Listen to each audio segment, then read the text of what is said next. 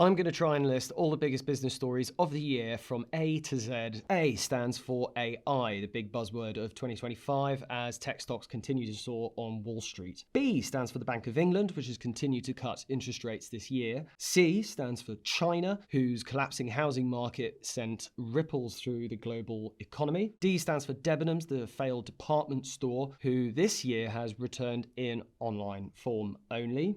E stands for electric vehicle taxes, which have been brought into the capital this year. F stands for Federal Reserve, whose reluctance to lower interest rates this year caught Donald Trump's fury. G stands for Gigafactory, of which there are more to be built in the north of England and Midlands. H stands for HS2, the controversial rail project, which still hasn't been finished. I stands for IPO, or lack thereof, in London. J is for jobs, which aren't looking good as unemployment reaches 5%. K is for Kraft Heinz demerger. Yes, the company behind ketchup announced plans to demerge this year. L is for Leon, which has gone into administration. M is for massive layoffs, especially in the tech industry, seeing giants like Amazon and Microsoft shed jobs. N is for non-alcoholic drinks, a sector which has continued to see growing popularity in 2025. O, Ofwat, the UK's water regulator, which this year issued record fines to water companies over missing pollution and investment targets.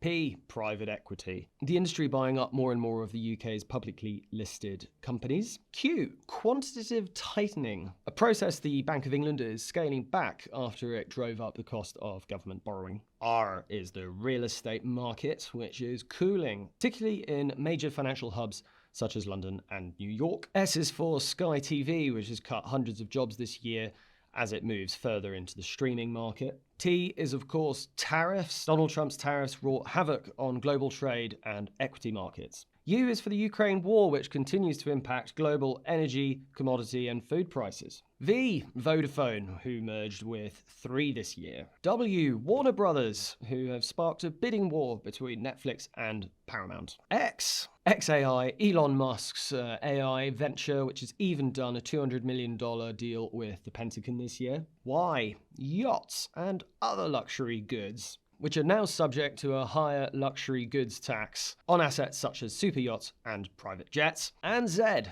zero carbon, as we saw approval for the first UK green steel manufacturing plants using hydrogen and electricity.